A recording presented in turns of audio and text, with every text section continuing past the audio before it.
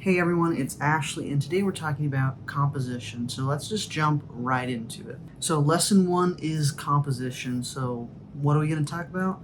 We're talking about the rule of thirds. So whenever you go to take a photo, whenever you use your phone, you'll see that you have 9 squares on your phone because it's divided up by the lines. As you see in this photo right here, they match up on the top left of the photo. So for example, they're on the rule of thirds. Since they are on that imaginary line on our photos, our eyes tend to look that way, and it's also more appealing to us. Next up, let's talk about portraits. So this is of people, and you can tell that their eyes are on the third because it's a more pleasing image. And so whenever we take photos of people, I really recommend keeping their eyes on that imaginary line because it's going to be more appealing to us and those who look at Calvary's photos. Here are some more examples. We have Alex on the left here. So his eyes are on the third. That looks great. And there's also this headroom, which headroom is where the image cuts off. For example, if I were to talk like this is not appealing.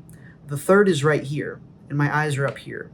So if I go right here, this is more appealing, and I have what's called headroom, which is where the screen starts and stops, this bit right here. So if we look at the next photo right here, we have a lady raising her hands. And so I believe the rule of thirds would be up here, but it actually might be where her hands are. I really like this photo because even if she's in the middle of it, her hands are the focus. That's what my eyes immediately go to. So it could be that her hands are on the 2 middle quadrants, those lines right here, and that just makes me look right there. It's naturally where our eyes are going to go. So that's another thing to keep in mind. Some more examples. I wanted to talk about Nick on the left. So I think this is a really good photo.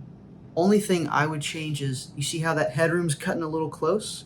If we look back to Alex, we have a lot more headroom right here. Compared to Nick, there's not so much. So it's still a great photo, but that could use some work. That's the thing about composition. We can always make it better. And then we have Tina on the right here. I think this is a great photo. We have a lot of headroom. We don't want too much though, because if we take images and the heads look like this, that's kind of a weird photo. I recommend we keep our eyes on the third. And I think the image with Tina has that. The one with Nick could use some work. And so that is our lesson today. Just be sure to look out whenever you use a phone and you have the rule of thirds going. Just start taking photos with your eyes on the third. It's going to be a more pleasing image. Have a great Sunday.